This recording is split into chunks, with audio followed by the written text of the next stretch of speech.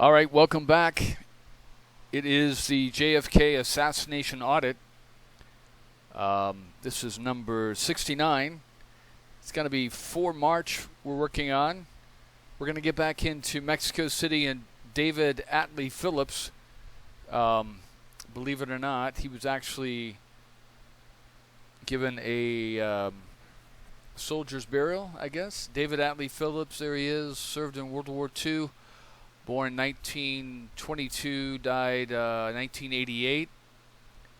It says he was in the Army, a sergeant in the Army, and Central Intelligence. And that's all you get, I guess, for serving for your country.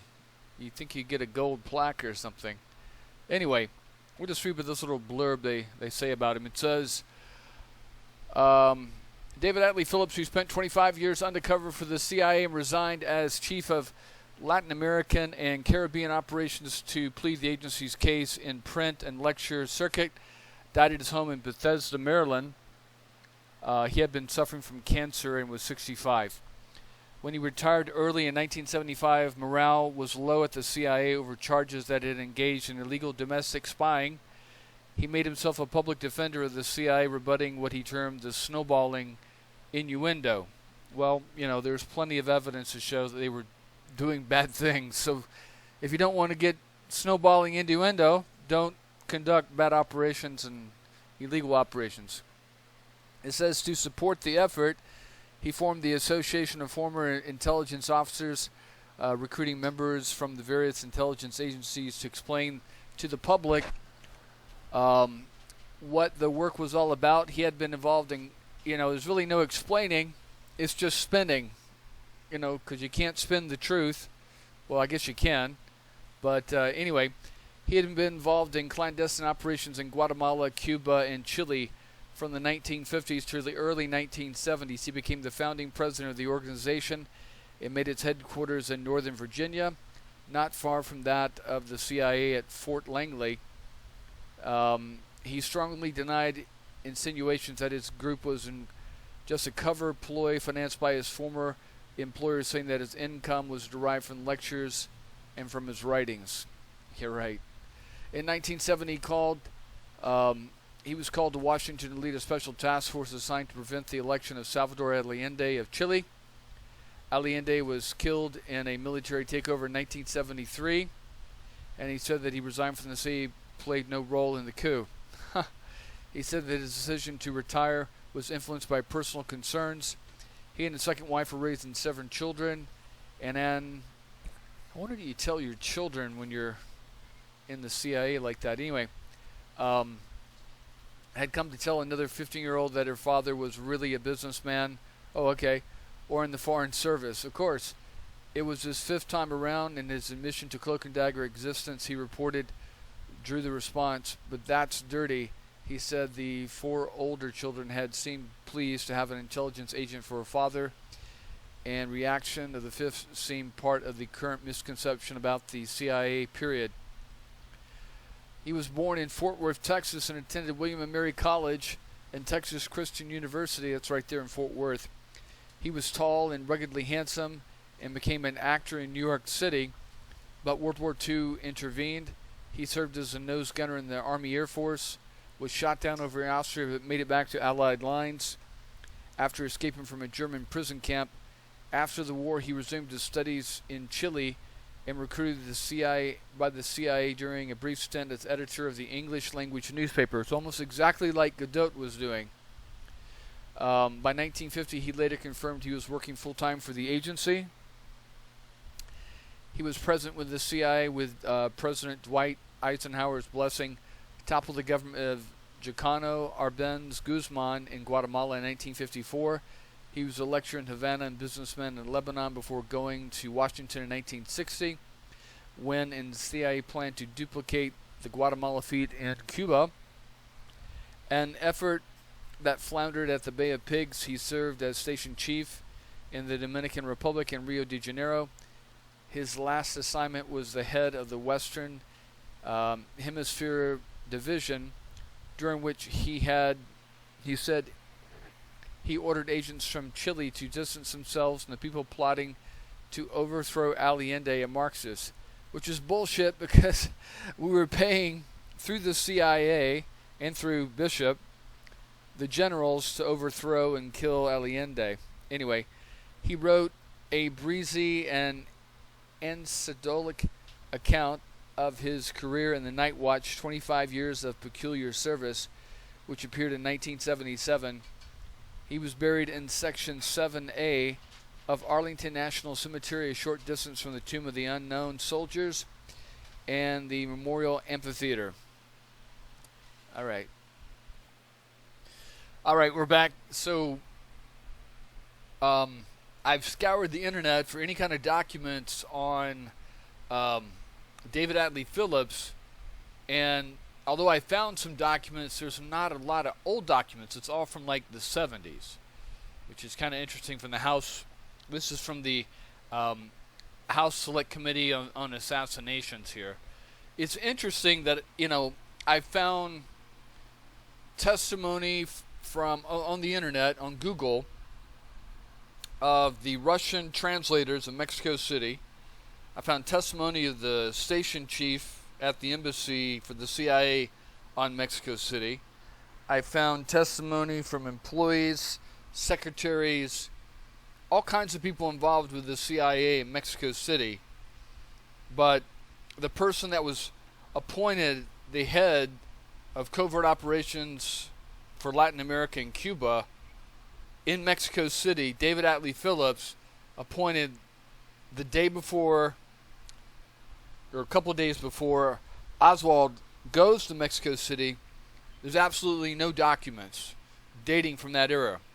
So, there's not even documents from before that. And there's nothing, of course, in the Warren Commission, even though they spend section on Mexico City, but they don't talk about the station chief that has to do with Cuba and Latin America. They don't mention, in covert ops, they don't mention that guy. There's nothing. And then you get up to the Garrison trial. There's very, very little there. They even mentioned they even interviewed some of the Russian translators from Mexico City, but there's nothing there about David Atlee Phillips. It's almost like and nothing shows up until 1976 when the House Select Committee is going on. And it's almost like, usually there's a mention, because there's mentions of, Jesus James Angleton, even back in documents of the FBI. I'm talking about documents of the FBI and the CIA. Okay? Surely there's going to be some kind of document going back and forth that's going to be to just not mention him, but maybe David Atlee Phillips' attention. Because you see in these documents at the top, there's little check marks or CC, for Felt or for Colson or for Hoover or for the head of the CIA. It's inconceivable that the head of covert operations in Mexico City, and where Oswald went, okay, that's fighting against Cuba, okay, is not going to have any documents either CC'd to him or mentioning his name anywhere. It's almost like they've been removed, which is what I'm thinking, why there's no documents. So, for David Atlee Phillips to get out there and talk about how honest and, patriotic the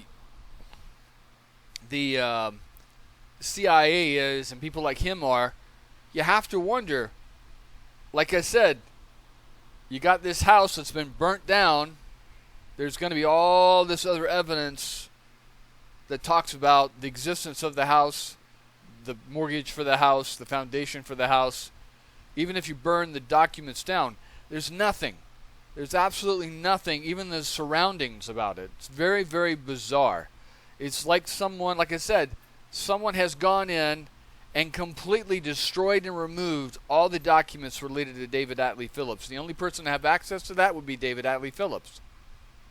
That's an illegal act right there.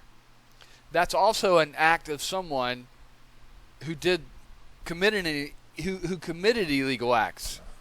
I mean, so why would you remove all the documents related to you if you're not guilty of something? You see? Anyway, so we'll keep going. We're going into this. This is from the House Select Committee on Assassinations.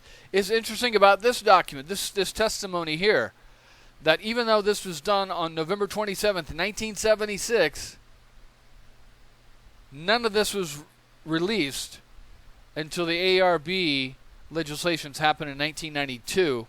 And still, even then, it took 3 years for the CIA to go ahead and release it. Okay? It's just very bizarre that it would take them that long. So we're talking, so by the time this testimony gets released, we're talking 33 years after the assassination. And it's all going to be, if you got someone who's going to excise documents and destroy documents about him, you really think he's going to tell the truth in front of a select committee? And this committee, is in secret. That means it's not for public to hear or disseminate, or for news reporters, nothing. It's just for the committee, and that's it. And only select members of the committee. So on November 27th, they put out this, I guess they subpoenaed Phillips, who was living there in Washington, D.C., and had to show up. And see, it says here, CIA Historical Review Program released and sanitized, 1998.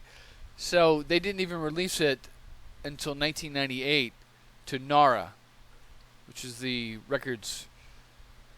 open records there. So it says executive session. Now, executive session, in case you don't know, means it's just the person being interviewed, the lawyers, and the committee members and staffers who've been vetted by the CIA and the FBI.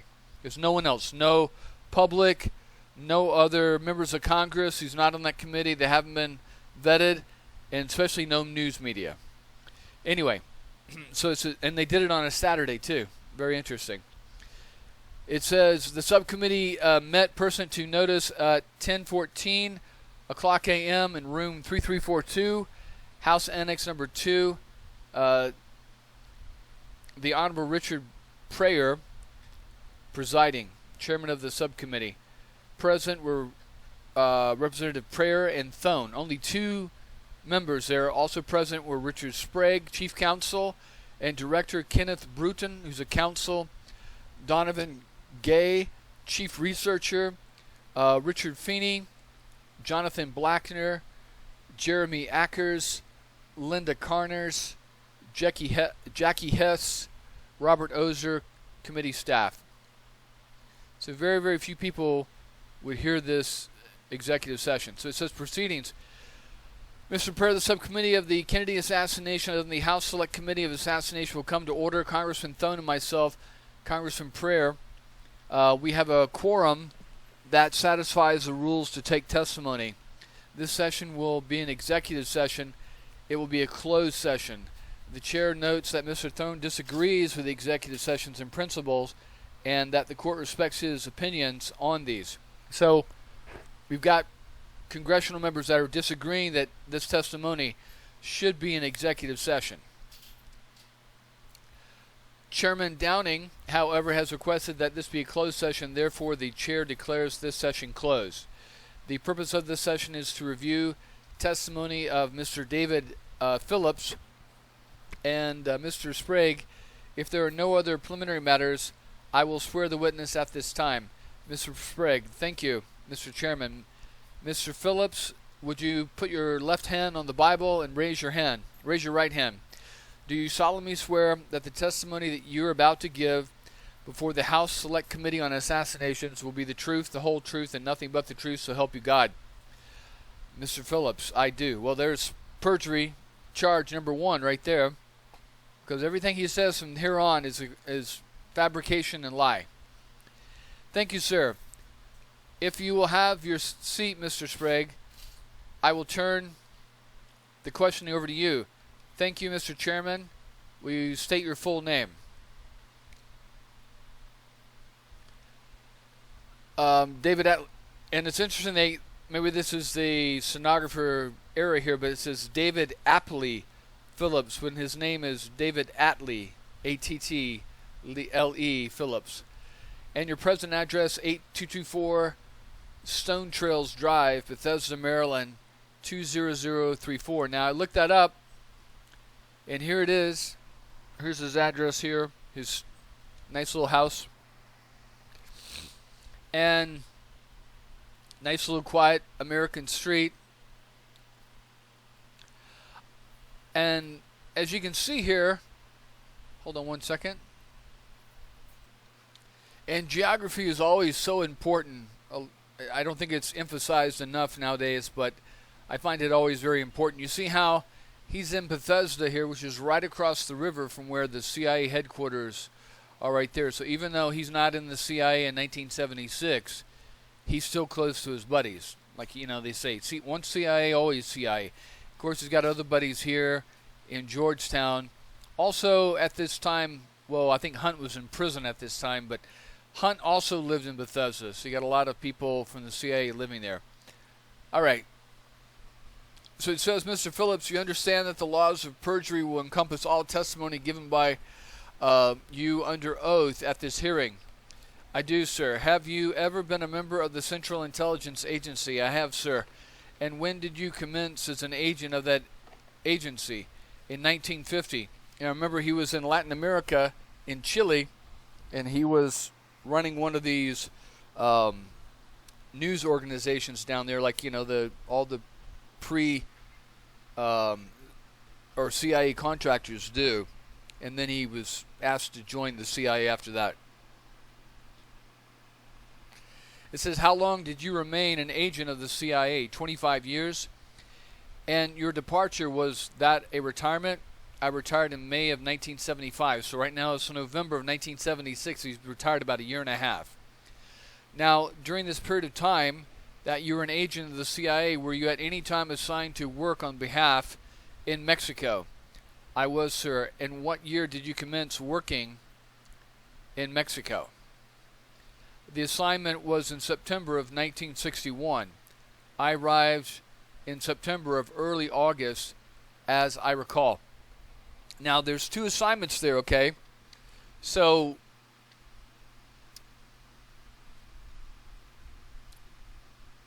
he is working, assigned to the embassy in 1961, okay? Then he becomes the head of anti-Cuban operations in 1963, and eventually he becomes Latin American chief down there also. And how long do you remain on assignment with the CIA in Mexico?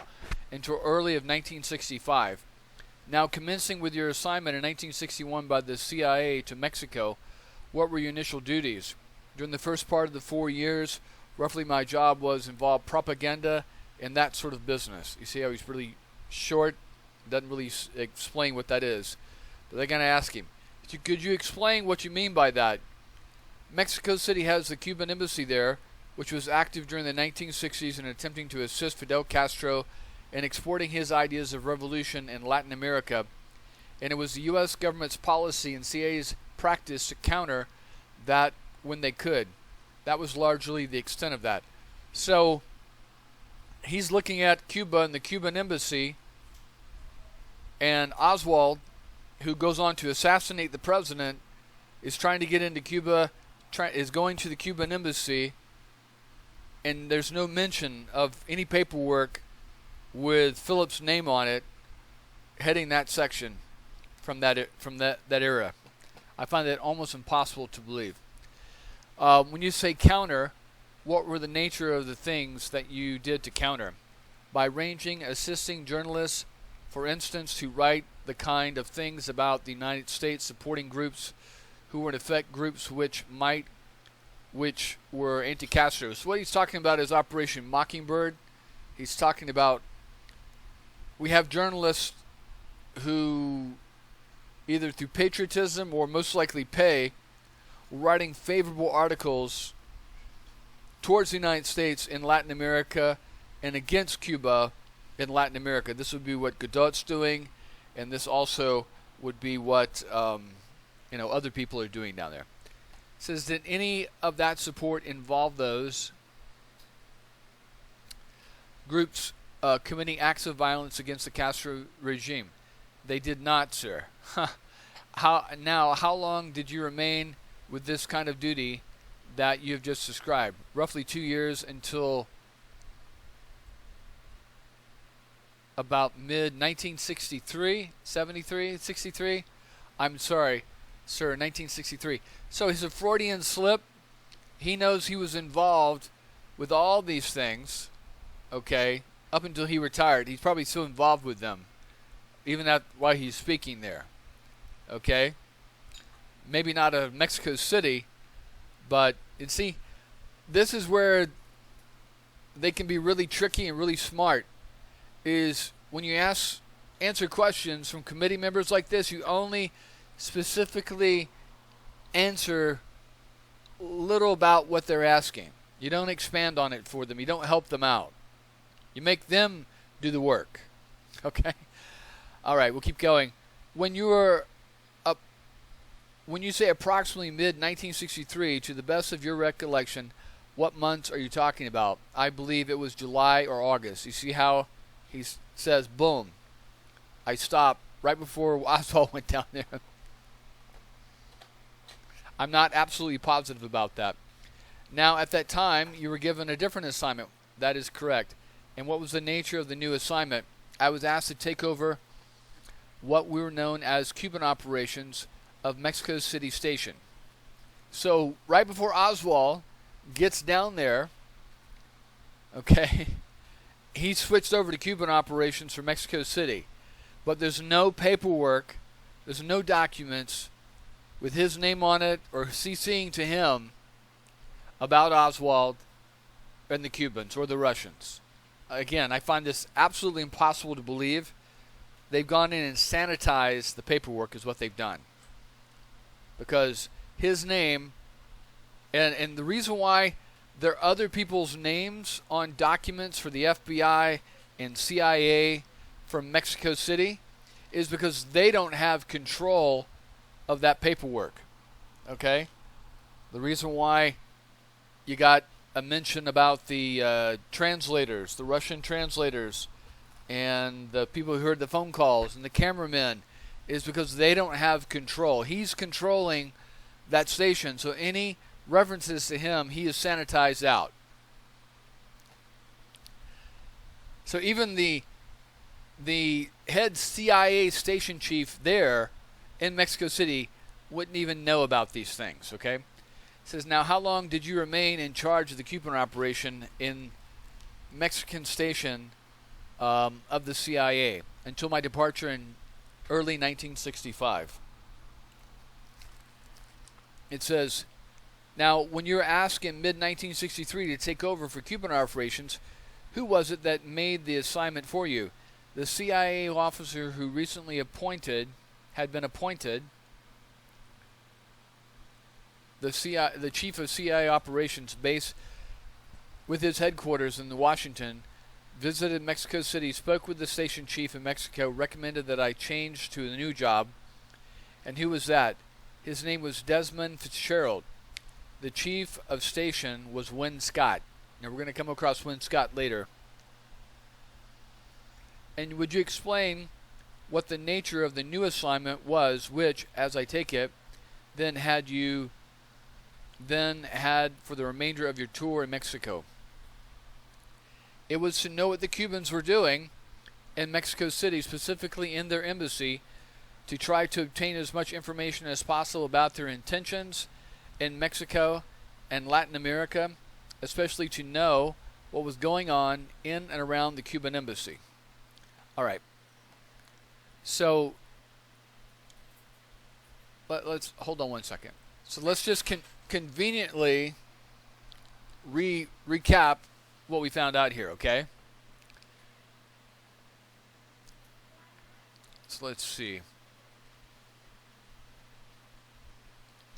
All right, so 23 September, David Atlee Phillips is made chief of Cuban operations. Okay?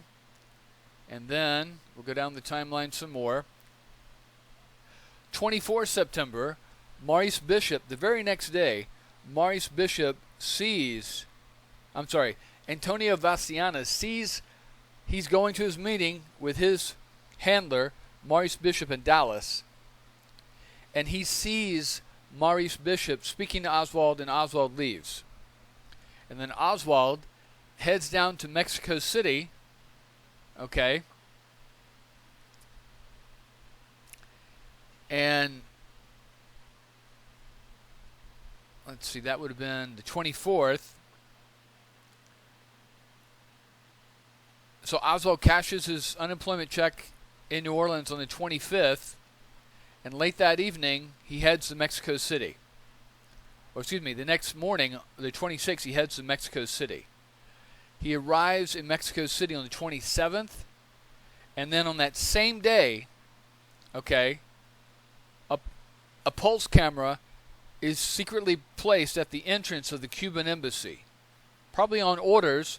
I mean, you can't get around this, that if David Atlee Phillips is head of Cuban operations in counting the Cubans in Mexico City, and he's head of trying to find out what they're doing in Mexico City, then he would be in charge of planting a pulse camera on the front gate of the Cuban embassy. I mean, that just stands to logic. That's what that would be. So it also stands to logic that if you're head of the Cuban operations in Mexico City, that you're going to want to probe them, okay? You're going to want to find out what their setup is, what their lines of communications are, what bells get ringed when certain things happen, okay?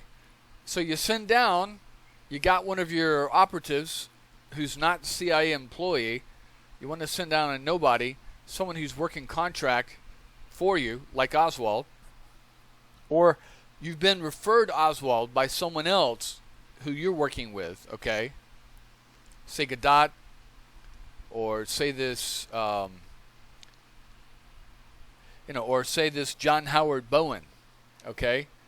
So they'll say, hey, I got this guy I've been working with, and he's from Dallas, but he's in New Orleans now. He's moving back to Dallas.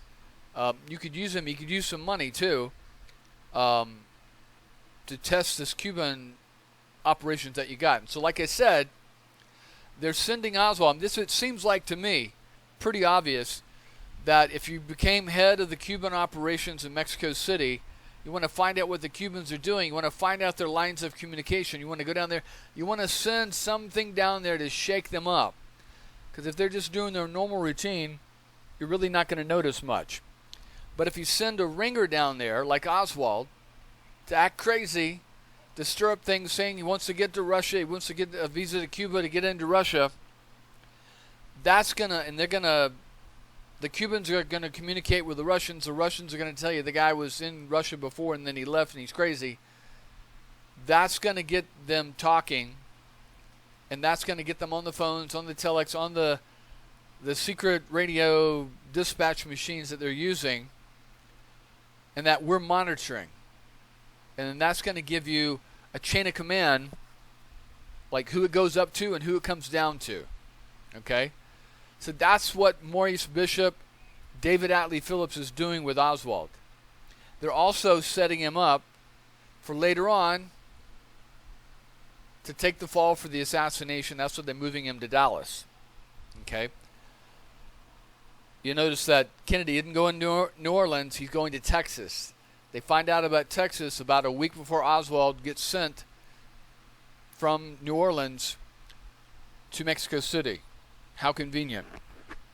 So that's what's going on. It could be also that Phillips is not aware that Oswald's going to be used in the assassination. He's just being told or referred this guy by John Bowen or this Gadot guy. Anyway, we'll keep going here.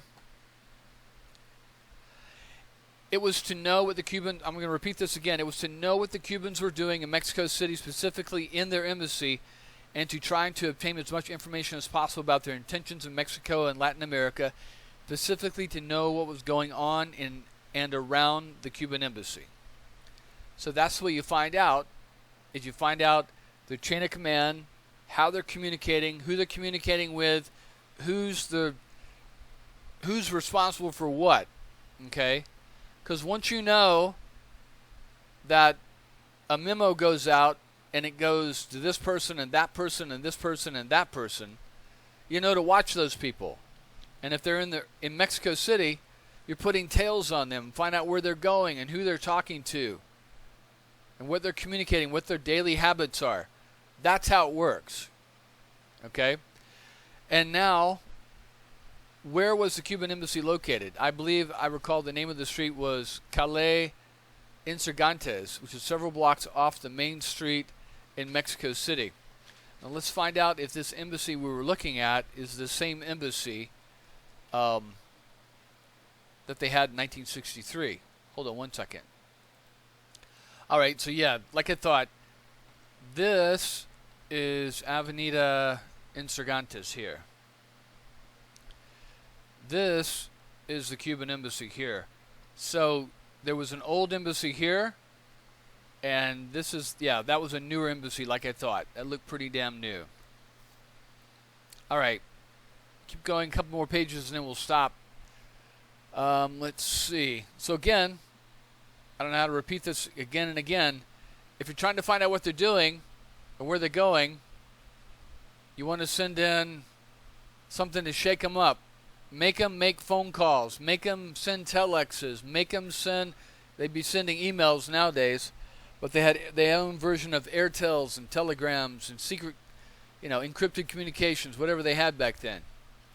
So you want to go in and stir that up by using Oswald, okay? And then you just sit back and listen and see how they communicate. And then you can map how they're communicating, and that way you can find out who's in charge. Okay? Because it's like this.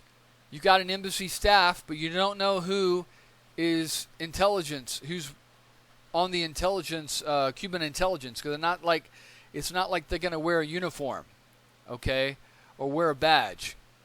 So when you see all this communication going through a certain people about Oswald, you're going to know that those people are most likely involved in the intelligence, Cuban intelligence.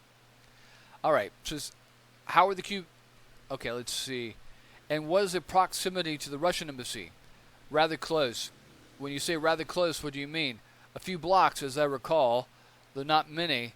Now, when you were putting... Okay, so there we go. So if it's close to the Russian embassy, and if I remember correctly, the Russian embassy was around here.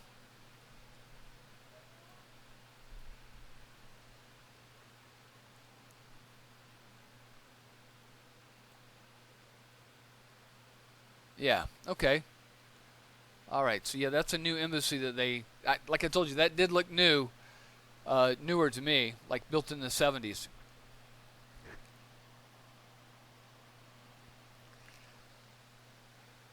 Now, when you were put in charge of Cuban operations, who was your immediate supervisor? In the normal chain of command, it would have been Deputy Chief of Station and then the Chief of Station. In practice, it was more the Chief of Station himself. Who was the Chief of Station? Winston Scott. And who was the Deputy Chief, who ought to have been the head man over you? When I was there was a man named Blank, and I believe he was still there at the time of Oswald's visit. He was replaced by a man named Alan White, and it is possible White was there, but I'm almost sure it was Blank. You see, it's interesting that that guy's been taken out, but they left Alan White there. All right, but during your period of time of the Cuban operation, was it Blank and White who were nominally your supervisors? Yes, nominally. And who in fact was their supervisors? The Chief of Station, which was who again? Winston Scott.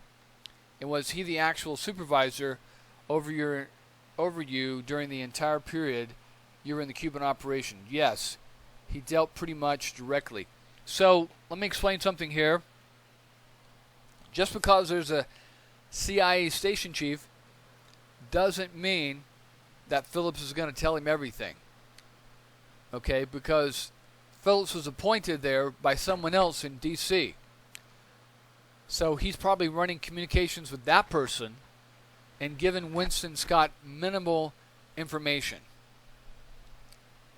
This is possible. Think about it. There are plenty of people, I mean, they're given a lot of leeway in the CIA. This is why you can have rogue elements of the CIA plotting to kill the President of the United States and then covering it up, because they're giving a lot of leeway, and the person above them or a couple of people above them may not always know what's going on. Anyway, so we're going to stop there and move on to the next section. For Bob Blakey and with Ed Lopez from 1977 to 1978 on the House Select Committee on Assassinations. It was my honor and privilege to be able to assist Ed in preparing the Lopez report. And to work for Bob, Ed and I both were students at Cornell and accompanied Bob to D.C. from Cornell, took leaves of absence, and worked on the committee. I know you're all expecting Bob to be here this morning, and he was supposed to be here this morning. However, he was unable to get here until tomorrow, so he will be appearing tomorrow afternoon. I do have a statement that is basically a summary of his statement that he was going to make this morning that I've been asked to read on Bob's behalf as part of this presentation. Sorry, my reading skills I think we read this. I think we saw this earlier. All right, hold on a second. Cuba with the help of CIA agent David Phillips. The week after the missile crisis ended, the Cuban Missile Crisis, had ended with a peaceful resolution. Most Americans have been greatly relieved, but the organization that the CIA considered to be the single most popular Cuban exile organization was very upset with the American government. That organization was the Revolutionary Student Directory, usually referred to by the initials DRE, representing its Spanish name. The DRE was a direct descendant of a Cuban student group founded in Cuba with the help of CIA agent David Phillips. See, there you go. He just mentioned David Phillips, same person who's now the station chief in Mexico City. Okay? And you remember Oswald, okay, just 3 or 4 weeks before, maybe a month before, he went to Mexico City, tried to infiltrate the DRE. Okay? So it was like he was on an assignment. Here, Oswald, here's your assignment today. We want you to go down to this store where they have these people involved in the DRE. Tell them you want to join up with the group. You're a former Marine, all this kind of stuff, and then see how the reaction is. This is what he's talking about. The week after the missile crisis ended, the DRE provided information to the Washington Evening Star newspaper that there still were missiles hidden in Cuba. The story ran with a front-page headline. 12 days later, the Secretary General of the DRE appeared on NBC's Today show. That organization was the Revolutionary Student Directory, usually referred to by the initials DRE, representing its Spanish name. The DRE was a direct descendant of a Cuban student group founded in Cuba with the help of CIA agent David Phillips. There you go. Now, hold on a second. The week after... Why does he keep closing his eyes? Missile. This guy right here, I've seen him before somewhere. I could swear by it. He's about my age. Maybe a little bit younger. But I know I've seen this guy before. I don't know who he is, but he looks really familiar. Anyway, all right, keep going. Missile crisis ended, the DRE provided information to the Washington Evening Star newspaper that there still were missiles hidden in Cuba. The story ran with a front-page headline. 12 days later, the Secretary General of the DRE appeared on NBC's Today show, where he once again claimed to have seen with his own eyes nuclear missiles hidden in the caves and hills of Cuba. You see how they're still trying to push, okay, they're trying to, through the DRE, they're still trying to push Kennedy into invading Cuba, okay? Helms was then the Deputy Director of Plans for the CIA. As such, he was in charge of the clandestine services, political warfare, and covert operations. As such, he did not want to lose the agency's influence with the DRE. Most of the funding for the organization was provided by the CIA, but they were proving to be a difficult organization to control. Helms summoned the Secretary General of the DRE to Washington for a face-to-face meeting. As a result of that meeting, Helms told the DRE that he would appoint a case officer who would be personally responsible directly to Helms for the work with the DRE. The officer Helms chose was George Ioannidis. We know from the limited information that has been released about Mr. Ioannidis that his work with the DRE was considered to have been very good and successful. He began working with the group in late 1962. His second specific duty was serving as a case officer for a student project involving political action, propaganda, intelligence collection, and a hemisphere-wide apparatus, the DRE. By January 1963, he was... Also, what that includes is instigators and people infiltrating liberal campus groups and ferrying out people that are Cuban sympathetic or Marxist or communist. Was commended for, quote, resolving complicated problems involving control of this unruly group, close quote. In July of 1963, his fitness report noted that Ioannidis has done an excellent job in the handling of significant student exile group which hitherto had successfully resisted any important degree of control. That's a quote again from his fitness reports. He was promoted to take over as head of the political warfare branch of the CIA's main... You see how he's mentioning they're having all these problems with the DRE on controlling them, okay? And so this is one of the essence, especially after the Cuban Missile Crisis, of why, you know, Kennedy gets assassinated. Because you have, before that, you have the anti-Castro Cubans, you have the mafia guys. They don't like Kennedy, they don't like Castro, but none of them are going to kill the president. But after the Cuban Missile Crisis and the president doesn't invade Cuba, that's when you see the military people, other people higher up in the CIA and the FBI, the Secret Service. Did I mention the military? Yeah, the military and the Dallas police, like through this John Birch Society, start to formulate some kind of action plan to get rid of Kennedy. Okay? And I'm not saying Ioannidis and Phillips were all completely involved, but you can see how they were using the structure and the resources of the intelligence community, the military, to formulate the assassination plan. Okay? So this rogue, this is what I'm coming across again and again and again. None of this would have happened unless higher ups in the CIA and the military, mid-level managers, had gotten on board to eliminate Kennedy. Okay? Lower level people, these contract mercenaries, these white Nazis and the anti-Castro guys could complain all they want. You see, they're having problems with them here. So after the Cuban Missile Crisis, I think that's where it really starts to take off, that it starts to move up the ranks from the contractors, the CIA, all the way up to the white mercenaries, to the contracting CIA officers, the control officers. All those people are sympathetic to the plight of the Cubans, what's going on. and they really start to think that, yeah, Kennedy, he's got no balls.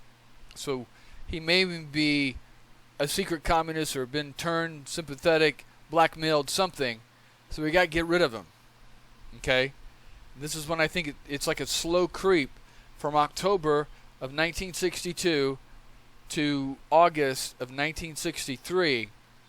It's a slow creep upward through the ranks of the CIA, the military, the Secret Service, the FBI, of people that become more sympathetic to assassinating Kennedy. That's what it's seeming like to me, all the stuff I've been reading here. Miami Station. In other words, he became the manager of the propaganda operations, and the only operation that he retained, the only running operation that he retained under his direct control was the DRE. The Assassinations Record Review Board released the copies of Joannidis' fitness reports that the agency turned over to them. From the start of his work with the DRE in the fall of 1962, there are quarterly reports until July of 1963. There you go. The next released fitness report is dated May 15, 1964, and covers the period from April 1, 1963 to March 31, 1964. So what happened from July of 63 to May of 1964? I think he was on special assignment outside the previews of his immediate supervisors.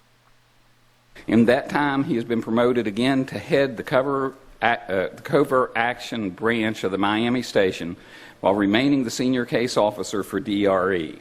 The report praises Joannidis for the quality and quantity of his propaganda and political action programs, and his ability to translate policy directives into meaningful actions by all of his assets. You see, so this is what you have. You've got Miami here, Miami Station, JM Wave, Operation Mongoose going on. You've got the anti-Castro Cubans here, the white mercenaries, and above them is George Joannidis. Over here you've got Mexico City.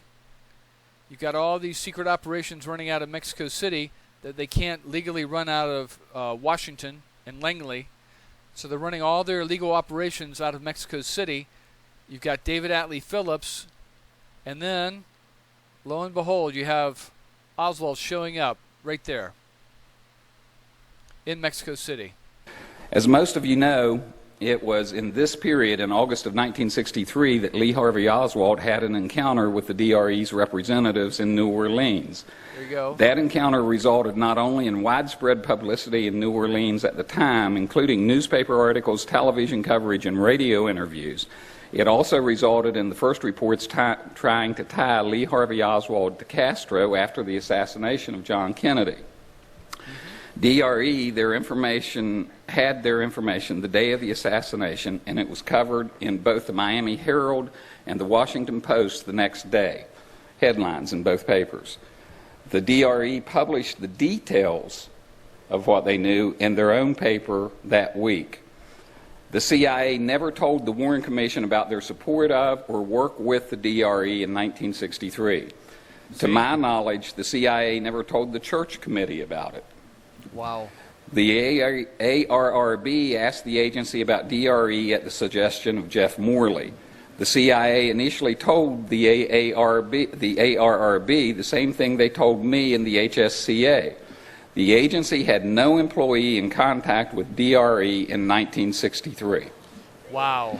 The ARRB conducted its own examination of CIA records and found Joannidis' personnel file with its clear indication that he was a DRE case officer. When working as chief counsel for the HSCA, I requested all the agency files on DRE and its members as early as March of 1978. The request included a demand that the agency identify any employees who had, in the period from 1960 to 1964, worked with the DRE. After that initial request for records, at least 2 additional requests were made in May and July of 1978. The agency repeatedly assured the committee that they had had no contact with the DRE in 1963, having severed all contacts in April of that year. Wow. The leaders of the DRE in interviews with the committee staff indicated they worked with a CIA case officer in 1963. The agency assured me that they would... So again, let's just look at it again. You got Oswald, supposedly this lone nut, crazy Marxist guy who sets up his own Fair Play for Cuba committee, where he's the only member in New Orleans. He sets up his office in the same office as Guy Bannister, who's helping supply the anti-Castro Cubans, investigating and instigating campus investigations into left-leaning students and teachers. I mean, literally in the same block of the FBI, the CIA, the Secret Service, and the military defense intelligence liaisons in Lafayette Park right there. Okay?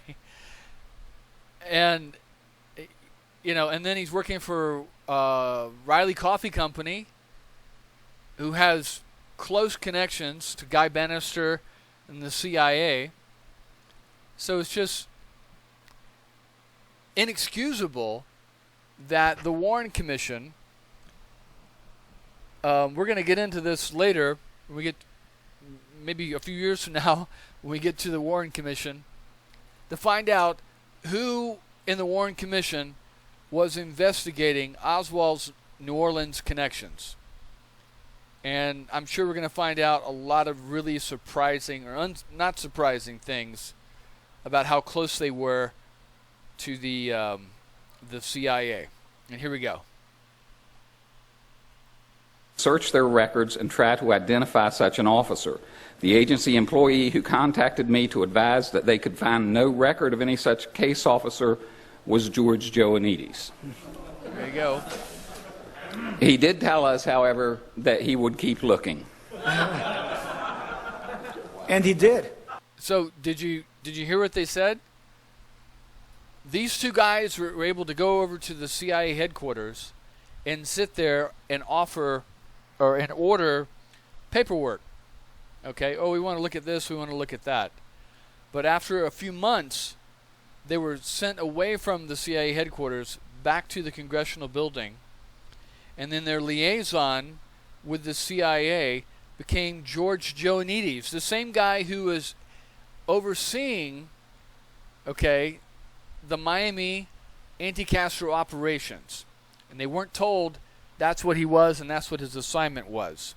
Okay? So they've got the same guy who controlled the operations now controlling the paperwork of the House Assassinations investigation. Anyway, we'll get into George Joannides later.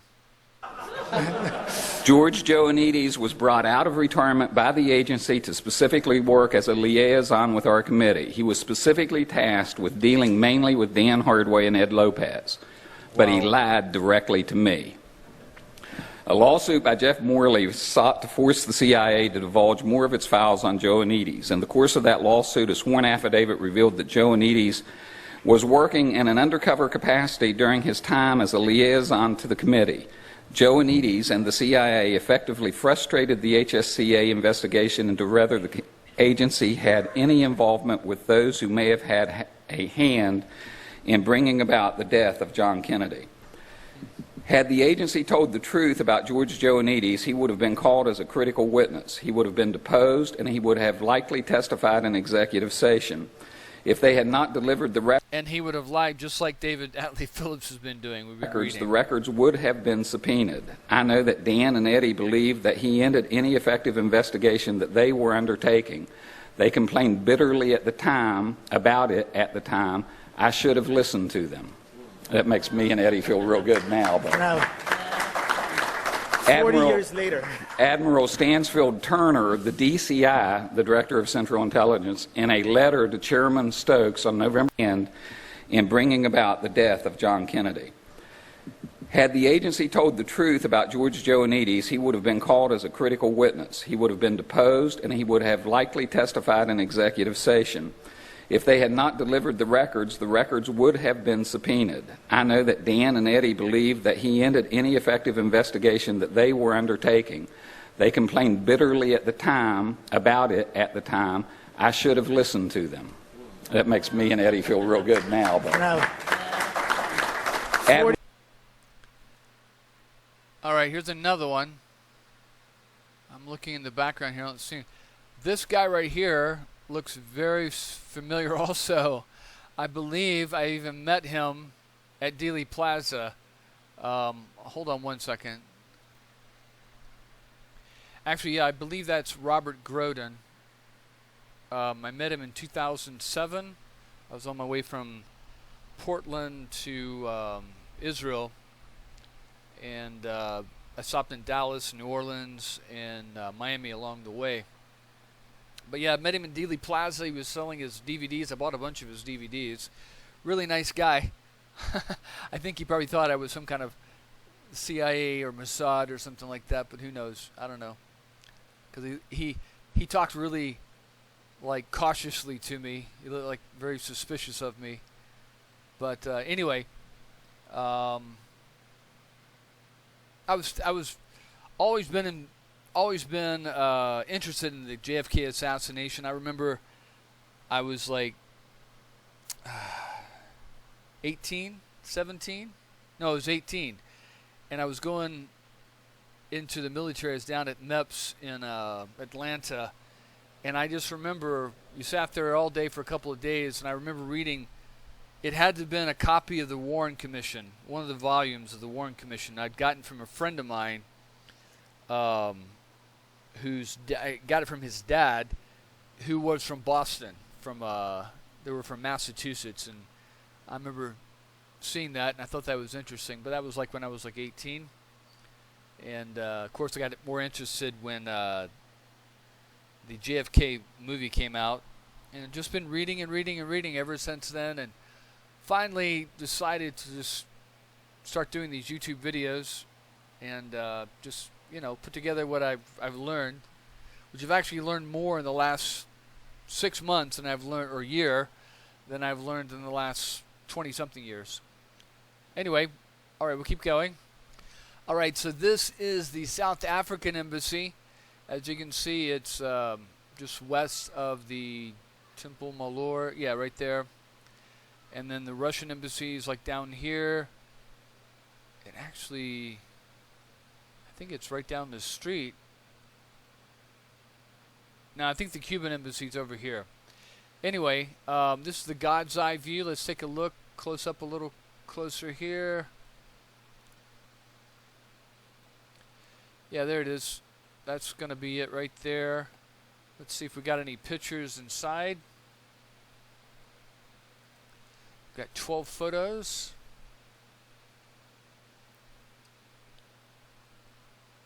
It's like just a regular office building.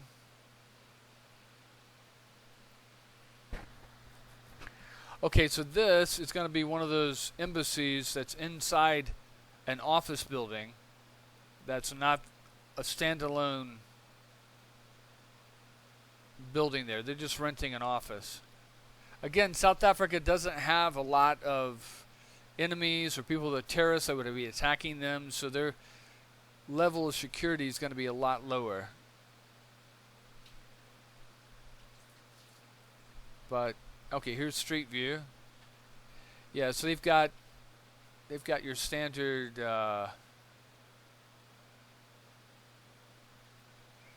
like office building here. We got a little parking garage. So yeah, not going to be much on this one. See, this is just a regular office. They're renting an office in there that it's not their own little building. But you can see they've got the little pylons here to keep people from popping through.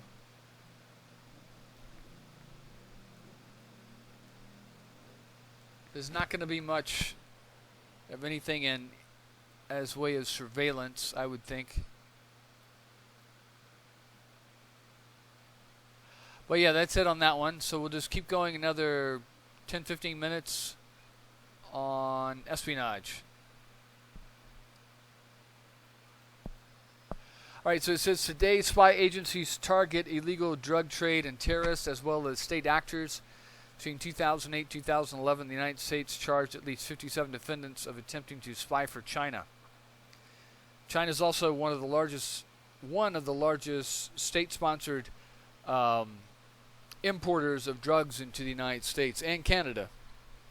And you see homeless people all over the streets of America with the opioid crisis.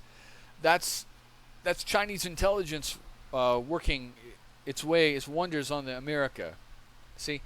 So what you do is if you want to destroy a country, the way the Chinese look at it is that we did it to them, or the West did it to them through the opium wars, and so they're going to do it to us. And that's exactly what is happening today with the opiate crisis. They're sponsoring drugs to be shipped into Mexico, and they're shipped into Mexico into the United States. It says intelligence services value certain intelligence collection techniques over others.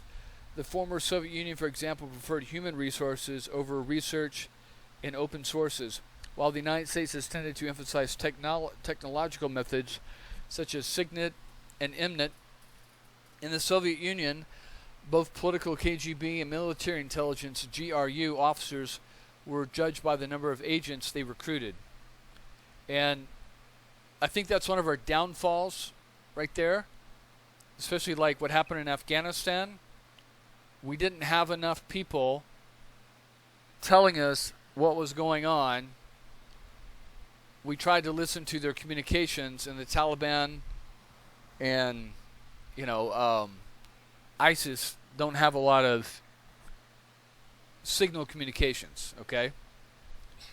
That's how we were actually able to find bin Laden, was not through technical communications, signal communications, or intelligence, was through connections with people, because bin Laden only trusted a few people, his courier, and they were able to follow the courier once they found out who he was, and that led him straight to bin Laden's compound. And even then, even when they launched the attack onto his compound, they still weren't sure that bin Laden was there, because it was very hard for anyone to get inside the compound to see what was going on there. It said the espionage efforts and knowledge of a nation are often used by other countries by hiring their intelligence employees.